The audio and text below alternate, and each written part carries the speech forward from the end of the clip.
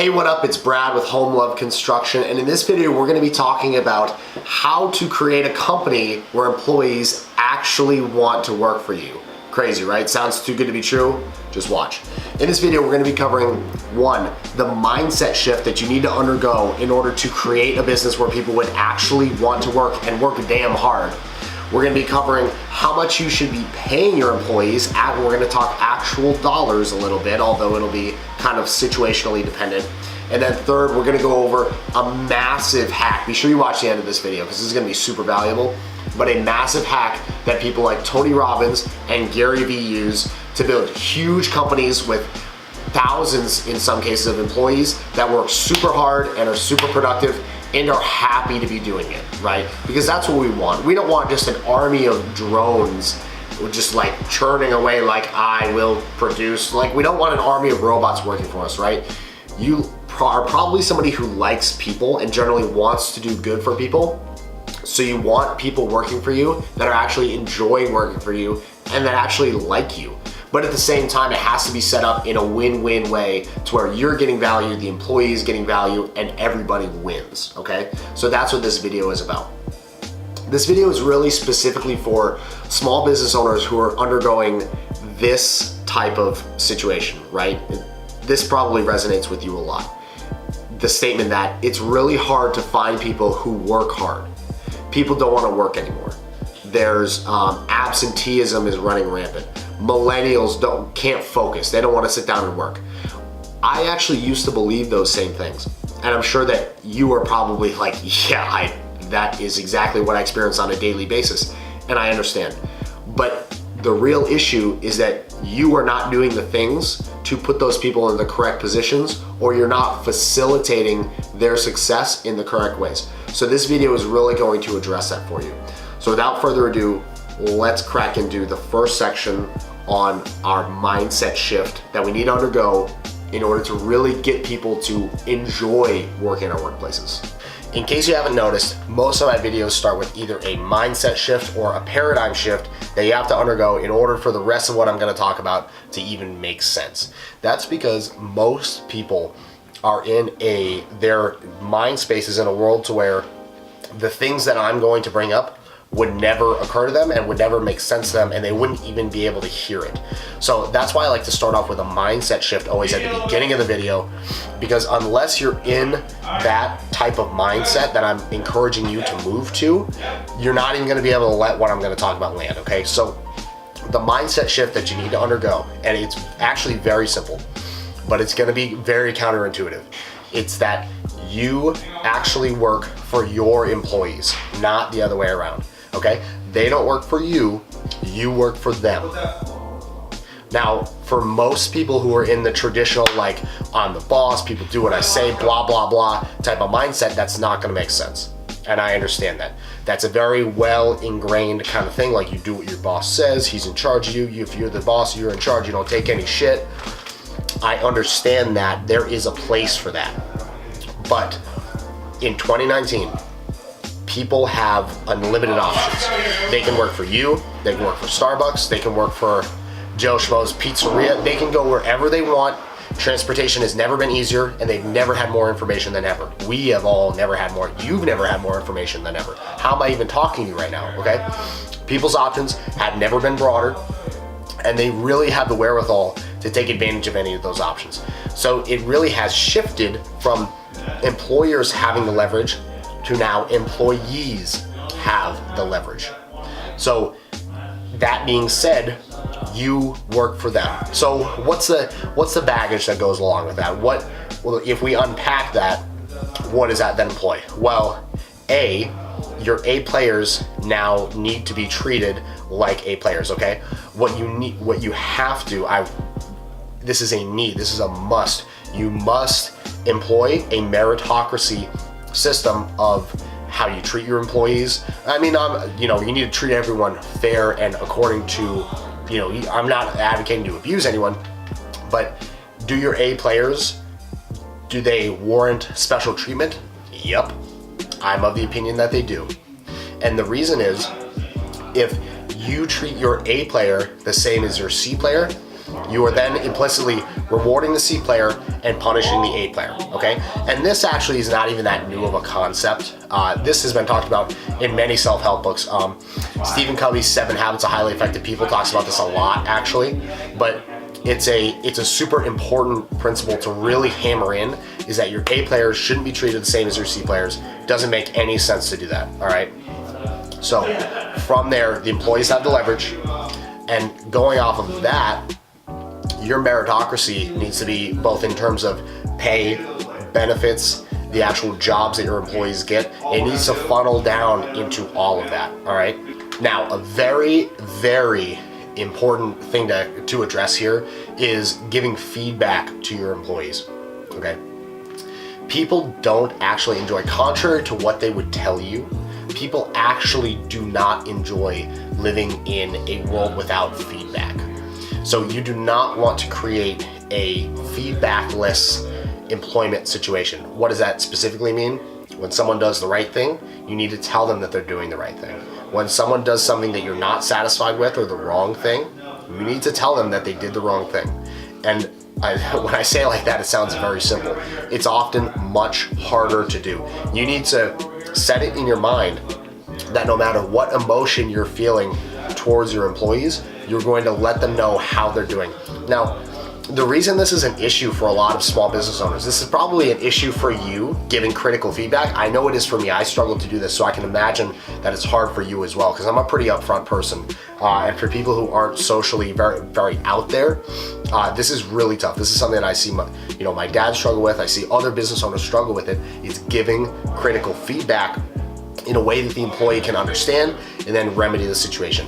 Why is that so hard? It's because, we are friends with our employees. Like they're my buddies. Like I like hanging out with them. I like them as people.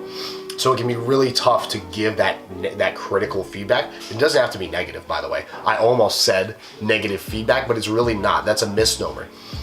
It can be critical feedback, but it's like saying, for example, we wouldn't have any diamonds if there wasn't intense pressure creating those diamonds, okay? Humans operate the same way.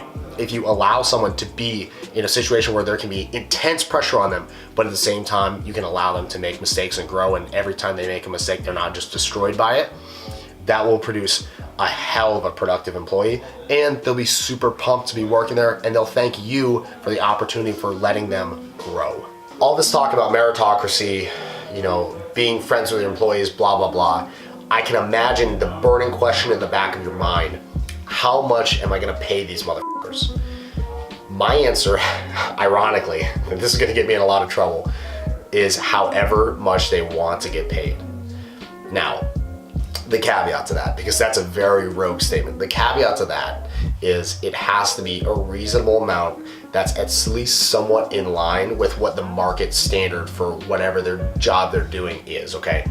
So, but I'm of the opinion that say you have a $20 an hour employee, which would be like a skilled carpenter kind of level of person, right? That'd be a very skilled person.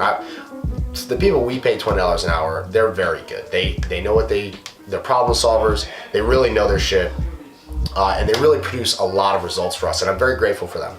If they ask me for a $1 an hour raise in order to keep them working for us, I would give it like that, okay? That would not be a big deal for me. That's so consider that's a 5% increase. If they're asking for a $10 an hour raise, we'd have to talk about it. Even as far as like a $5 an hour, because you're talking about a 25% jump, we'd have to talk about that as well. But I'm of the opinion that if you can spend a penny, or in this case $1, to save $10, it's well worth it.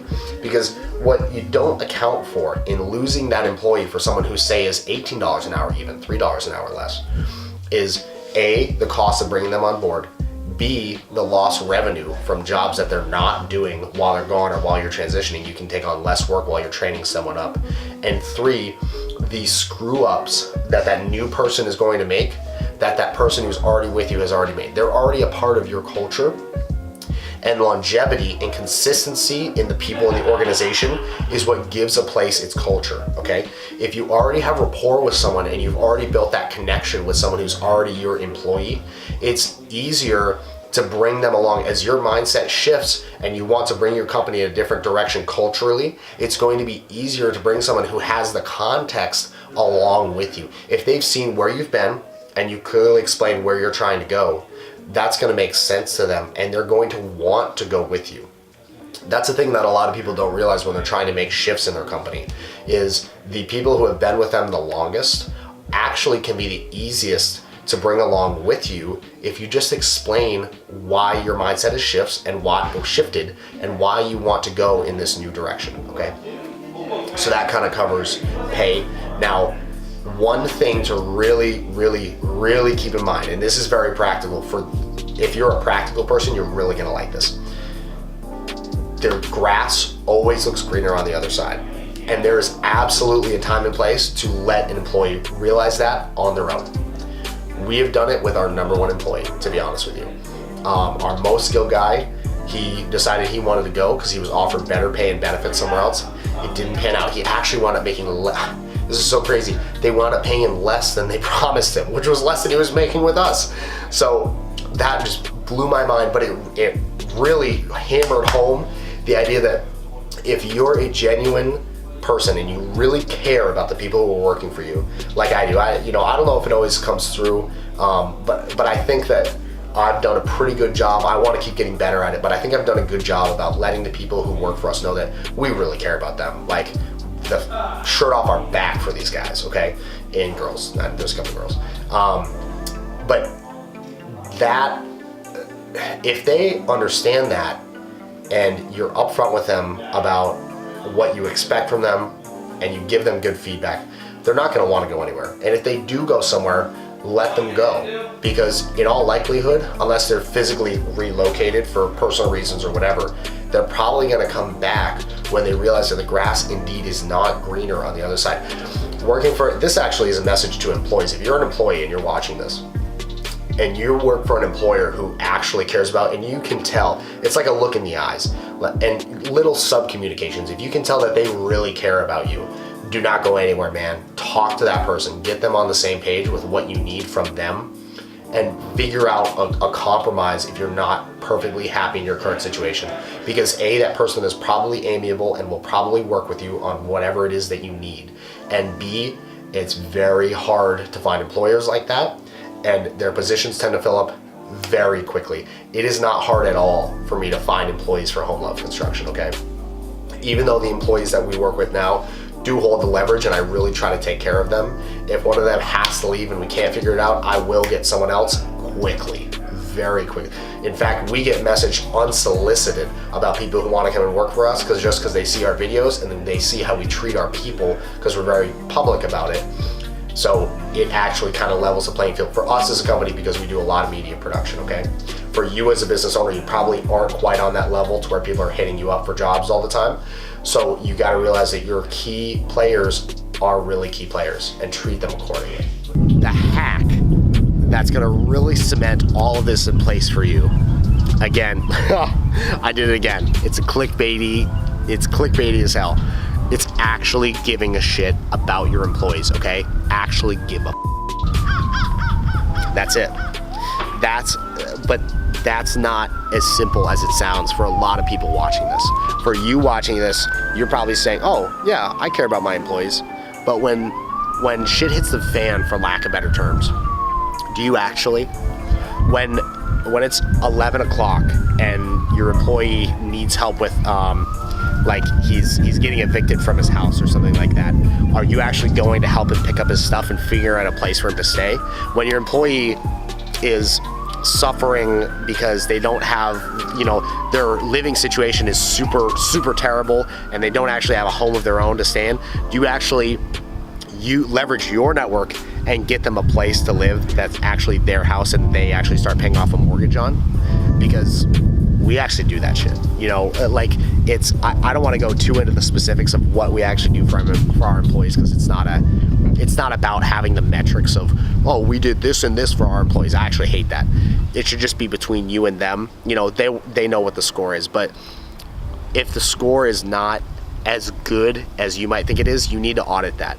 You need to audit whether, when you're up against a wall, are you actually okay with giving of yourself to really help your employees. And that is a great indicator of whether you actually care about them, okay? Now, the other thing that goes along with that is, in order to really understand how you can help your employees and really actually do something that's going to meaningfully impact their life, it implies that you're not judging them. You can't have judgment of your employees and also help them, because then you're not listening. In order to actually listen to what someone really needs, you have to not judge them in order to do that, okay? So don't judge, and that will allow you to actually listen, figure out what your employees really need from you, because a lot of times they won't even actually tell you explicitly what they need. You're gonna have to really listen and make them comfortable around you so that they will actually be vulnerable and tell you what they need. And if you can help them with that, even just a little bit, if you can even just get them 1% closer to getting what they need, they will be so grateful. And it'll really show that you're a genuine person. And that's the thing, is you're not going to do this if you're not a genuine person. If you're watching this, you are a genuine. If you're even like listening this far and you're like, oh, how could I make it a better place for my employees to work? You're already on the right track. You're already doing the right things. And in a lot of your cases, you just need a little tweak. In your case, you probably just need tiny little tweaks that will get you to the place to where your employees really like working for you, rather than it just being a job. It's their career, you know, it's a profession. Like, they feel like a professional when they go into work. And we'll talk about how to make your place more professional and how to put systems in place so that your employees feel professional when they come to work and stuff like that. But for now, really focus on caring about your employees. Think about it. Audit yourself, really be honest with yourself. This isn't something that you can BS. You know, you can't fake this, because there is nothing worse. That actually is a really great cautionary thing for me to end on, is do not fake this, because it will not end well. So that said, I really hope you enjoyed this video. I really hope you got a ton of value out of it. If you did, I would please ask you to consider hitting that like button on our Facebook page, like this video, and if you feel so inclined, share this video. Share it and tag other business owners who need to see this stuff, okay? So you can do all that below on our page, wherever it up in the ether, somewhere in here. Please like the vid, like the page.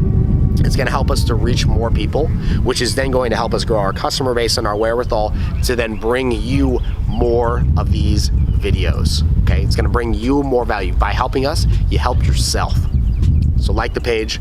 Thank you for watching, and I'll see you in the next vid. Peace.